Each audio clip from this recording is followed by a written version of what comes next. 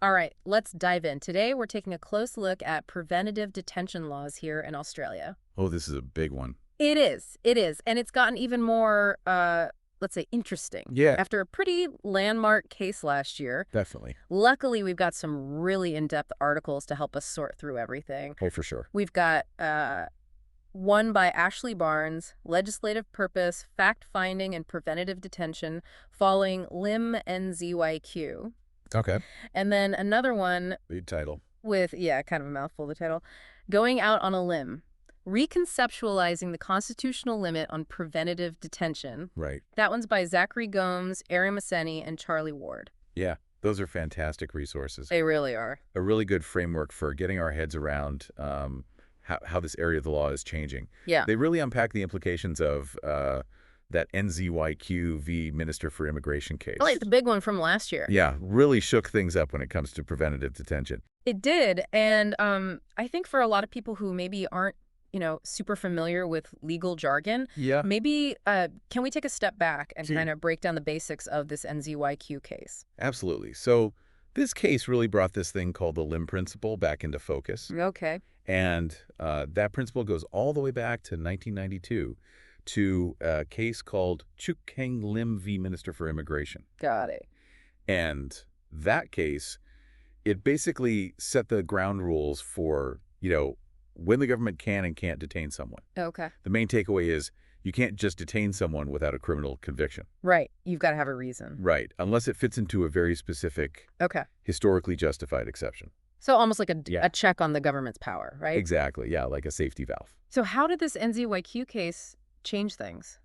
Well, NZYQ was about a non-citizen Okay. who was facing deportation Right. and was being detained indefinitely. Yeah. And the court basically said, nope, not allowed. Right. It wasn't enough that the detention had a purpose that wasn't about punishment. So even if they said like, go. oh, we're not punishing them, we're just, Right. It's not about that. It's about... we're just keeping them safe or something like that. Right, right. They actually said that that purpose also had to be achievable. Okay. Like in reality, it's not enough to have a good intention. It can't just be theoretical. You have to be able to actually Right. make it happen. Exactly. Okay, that makes sense. Yeah. But I mean, any kind of detention, no matter what you call it, Yeah. feels like a punishment in some ways. Oh, absolutely. You're losing your freedom. You're being deprived of your liberty. Yeah. And that's a key point that both of these articles really dig into. Yeah, they go deep on that.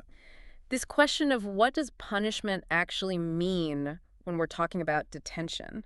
Yeah, it's not a simple question. And Barnes really, Yeah. looks at all these different legal interpretations of the concept. Different perspectives, for sure. Now, going out on a limb, they take a pretty strong stance. They do. Yeah. Yeah, they basically say, Yeah. forget about the stated purpose. We should be focused on the fact that someone is losing their freedom. Interesting. Deprivation of liberty, that's the core issue. And I mean, historically and philosophically, Yeah. I mean, detention has always been this point of tension Huge tension. between individual freedom and the power of the state, right? Absolutely. That's why we have these judicial processes to make Right. sure that the state doesn't just go around, Yeah. arbitrarily taking away people's freedom. Overriding individual rights, exactly. Okay, so we've got this limb principle. We've got these debates about what punishment really means. Right. But does all of this apply everywhere in Australia? Well, that's where things get even trickier. Oh, great. Barnes actually points out that just a couple of years ago, Yeah. in 2022, there was a case called Garlett v. Western Australia, and the judges couldn't even agree on whether the Lim principle applied to the states. Really? Yeah, there was a real split on that. So depending on where you are in Australia, Potentially, yeah. the rules might be different. It's messy, right? Yeah, that doesn't seem very consistent. It's because of the whole federal system. Right? We have this other principle called the Kabul principle, Okay. which basically says states can't make laws that clash with federal jurisdiction. It's like, It's a tug of war. yeah, like a jurisdictional tug of war. Okay. And going out on a limb, Mm-hmm. they argue that Yes. you've got both Kabul and this other case called Burns v. Corbett. Right. actually limiting how much power the states and territories have to do preventative detention, Got it. especially when it might overlap with federal law. So even where it applies geographically, Yeah. there are these other limitations, potentially. Right. Okay, now, one other thing I wanted to touch on Yeah. is this whole idea of a proportionality test Uh-huh. for detention. Right. Right. Like, is the detention actually proportional Yeah, to the risk that someone might pose? that's the big question. But how do you measure that? Yeah, how do you even, especially when you quantify risk, you're talking about something that hasn't happened yet. Predicting the future, it's tough. Right. Barnes really digs into Yeah. how complicated that is. Yeah, Especially when yeah. you're dealing with these, like, big social factors. Yeah. It's hard to verify. It's hard to measure. Right, it's not like a scientific formula. Yeah, there's no easy answer. So where does going out on a limb land on this whole proportionality thing? They take a pretty hard line, they say. Yeah. Detention should only ever be a judicial power, Okay. and only in very limited cases that are backed up by historical precedent. Interesting. They think that using a proportionality test, Yeah. it could really water down fundamental rights. So they're saying, like, keep it black and white. Yeah, clear lines, no gray areas. Yeah. Don't give the government wiggle room here. Precisely. Very interesting. Yeah, it's a tough stance, It is. but it makes you think. Okay, so we've got this limb principle as the foundation. Right. Which has been sort of tested and clarified through the NZYQ case. Uh-huh. Then we've got these academic articles dissecting all of it. Yeah. And they're saying things aren't so clear-cut. Right. Definitely not black and white. But the government didn't just, sit on their hands No. after NZYQ came out. Not at all. They actually responded with some new legislation, didn't they? They did, yeah. Late 2023, they actually passed 2 new laws, Okay. specifically trying to address these issues that NZYQ raised. Okay, so 2 new laws. 2 new laws. Both in response to this kind of shakeup caused by NZYQ. Yeah. We've got the Migration Amendment, Oh, boy. Bridging Visa Conditions Act, which we'll Yeah. call the November Act. Okay. And then there's the Migration and Other Legislation Amendment, Bridging Visas, Serious Offenders, and Other Measures Act. Okay. So the December Act, So November and December. Okay. yeah, for simplicity's sake. All right. So what's the gist of each of these acts? So the November Act Yeah. really zeroes in on people who are on what are called bridging removal pending visas. Okay. It basically says Yeah. anyone on that kind of visa Okay. is automatically subject to what they call curfew and monitoring conditions. Curfew. I get that. Right. What is monitoring, though? Yeah. What does monitoring entail? Are we talking like ankle bracelets? You got to think electronic monitoring. Okay. So So they're being tracked. basically, unless the minister says, this person is not actually a risk to community safety, Oh. they're essentially under house arrest and being tracked. That's a pretty significant restriction on someone's freedom. Yeah. Shouldn't there be a higher bar to justify that kind of control? Well, that's a huge issue here. The November Act basically flips the script in terms of who has to prove what. Interesting. So Usually it's innocent until proven guilty. right, exactly. But here, it's up to the person on the visa Okay. to prove that they're not a risk. Whoa. Okay. That's a big shift. That's different. It is. Okay, interesting. Yeah. So then we have the December Act, Right. which sounds even more like focused on preventative detention. It does, yeah. So this one introduces these things called community safety orders. Okay. And those orders Yeah. can actually take 2 forms. Okay. So one is detention in an actual prison. Okay, that's pretty straightforward. Yeah. So you're locked up. Uh-huh. Or it could be what they call a supervision order. Supervision. Yeah. So like less intense than being in an actual prison. Right. So this could be things like curfews, electronic monitoring, other restrictions. So a spectrum of Yeah. like, levels of... Right. Based on how much of a risk the person is considered to be. Okay, got it. So there are specific criteria for... Yeah. Oh, yeah, definitely. Who these orders apply to. This December Act, it's really focused on non-citizens Okay. who have committed what they define as a serious violent or sexual offense Okay. and can't be deported. So they're stuck here. Right, they're stuck here. But they've done something that the government considers serious. Exactly. Yeah. And because of this whole NZYQ decision, Yeah. they can't just be detained indefinitely. Right. So they're trying to find another way. To still have some control. Exactly. And the court now Yeah. has to decide whether the person is what they call an unacceptable risk to the community. Unacceptable risk. Yeah, if they're not detained or put under this supervision. But hold on. Yeah. To get an actual detention order, Uh-huh. the standard of proof is what, a high degree of probability? Right. But for a supervision order, Yeah. it's just the balance of probabilities. Yeah. So two different standards of proof. Two different standards. Why It's all about how much liberty you're taking away. Okay. You know, detention, being locked up, that's the most serious. Yeah, the most extreme. You're totally taking away someone's freedom. Yeah. So the court needs to be extra sure Yeah. that this person really is a risk. Okay. A supervision order, it's still restrictive, Sure. but the person still has some freedom to move around. Right. So it's like less. Less drastic, so the standard of proof is lower. Okay, that makes sense. But then again, how do you merit You quantify unacceptable risk. Yeah. Is there like a formula?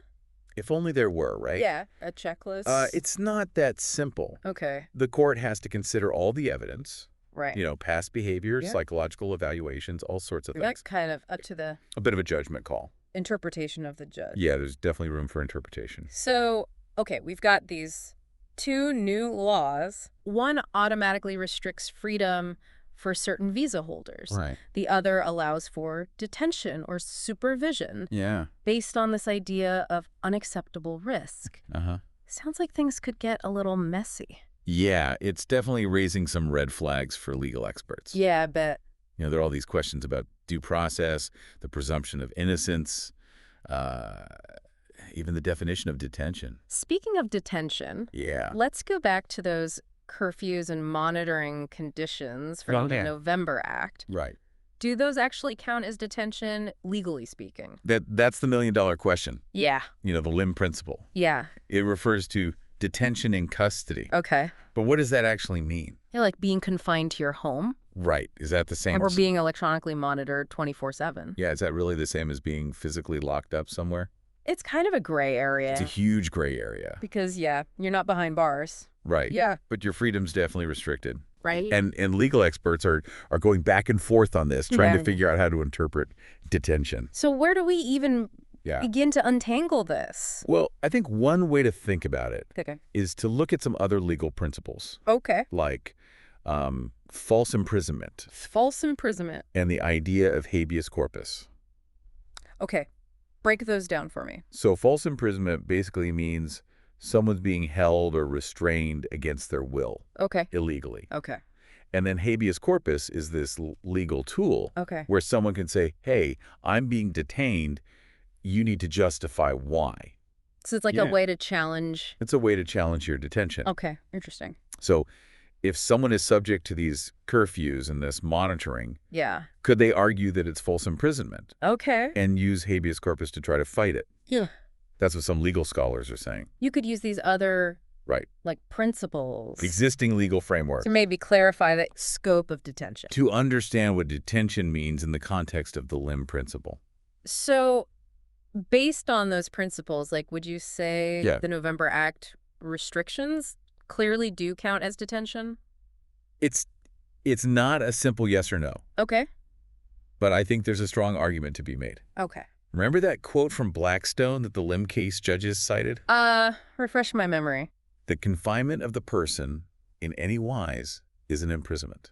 In any wise. Okay. Yeah, it's a pretty broad statement. Yeah, like any way you slice it. Yeah. It's It suggests that it doesn't have to be like a physical right. jail You cell. don't have to be behind bars Right. to be detained. Any restriction on your freedom of movement could be considered detention. And a curfew is definitely A curfew is definitely a restriction. restricting your movement. Yeah. Okay, so Oh, yeah, this is all very nuanced, it is. and it seems like how these new laws are interpreted Yeah. could have a really big impact on huge impact. You know, how preventative detention actually plays out in Australia. Absolutely. We're talking about potentially redrawing the line Wow. between liberty and the state's power to restrict that liberty. And it'll be interesting to see how the courts Oh, yeah. deal with all of this. How they interpret it, how they apply it. Yeah. Huge implications. It feels like we've only just scratched the surface. We have. There's so much more to unpack. Yeah. One of the big ones being this whole community safety justification. Right. That seems to underpin It's everywhere. a lot of these measures. Yeah. It seems like this whole community safety idea It's a big one. is kind of the go-to justification for Yeah. for a lot of these preventative detention measures. It comes up a lot. But how do we balance that? Yeah. With individual rights, where do we draw the line? It's a tough one. And the courts have been wrestling with it for ages. Yeah. One case that really gets to the heart of this Okay. is the Ben Bricka case. Okay, I vaguely remember that one. This was about continuing detention orders for convicted terrorists. Oh, right. And the court ended up upholding those orders. So they said. Protecting the community from terrorism. Okay. That's a legitimate reason to detain someone. Okay. But they were really careful to say Yeah. this has to be based on history, Okay. legal precedent. So it's not just a free pass No, for the government to detain anyone they want. exactly. There's to be very specific rules Okay. rooted in what's been done before. So they were saying, Yeah. hey, this kind of detention, we've seen this before, Right. so we'll allow it in this case. But that doesn't mean the government can just detain anyone they think might be a risk. Got it. That's way too broad. Yeah. Now, the articles also talked about Yeah. how mental illness plays into all of this. Right. That's a whole other layer. Because it's very different. Totally different situation. And someone who has committed a crime, You're dealing with different factors? Right. So how? courts have actually recognized that Yeah. it needs a different approach. Yeah. You can't just say, oh, this person's mentally ill, therefore they're dangerous. Right. There's a really important case in the U.S., Okay. Kansas v. Hendricks. Okay. And it basically set the standard. Okay. What'd they say? You have to prove that the person's dangerousness Yeah. comes from a condition that they can't control. Interesting. And that detention is the only way to keep the public safe. So that's a really high bar. Very high bar. Yeah. Okay, so bringing it back to Australia. Right.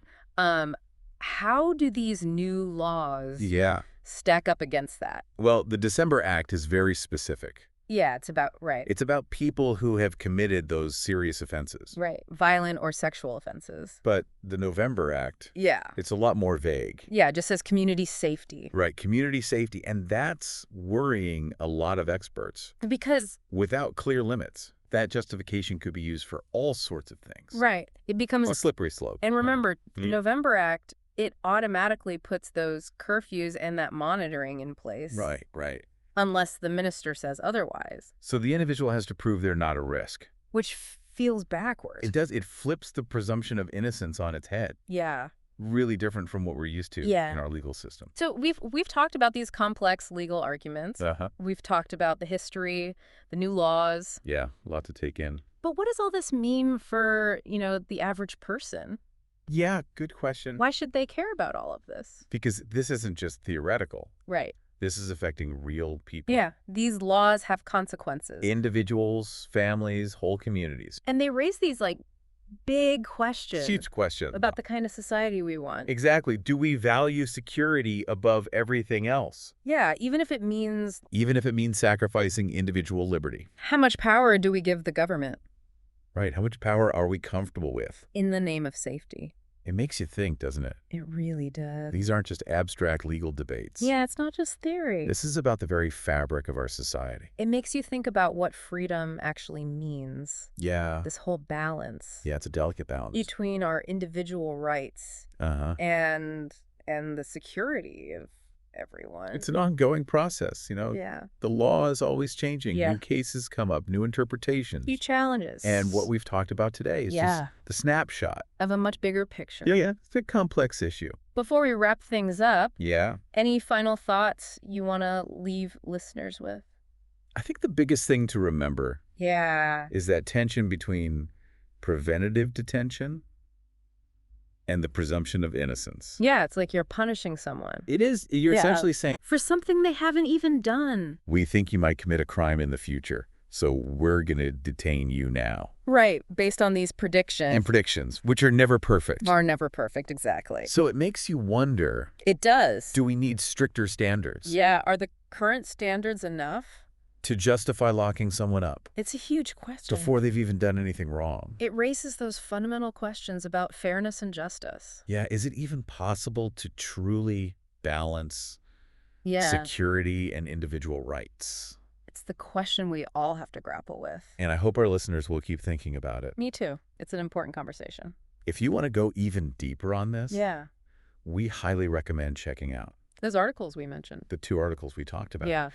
Legislative Purpose, Fact-Finding, and Preventative Detention, following Lim NZYQ by Ashley Barnes. And going out on a limb. And going out on a limb. Reconceptualizing the constitutional limit on preventative detention by Zachary Gomes, Arian Masseni, and Charlie Ward. Lots of big words in that title. There are. But That's worth the read. it's a fascinating read. It is. Well, thanks for joining us on this deep dive, Absolutely. and we'll see you next time. Until then, keep those minds engaged.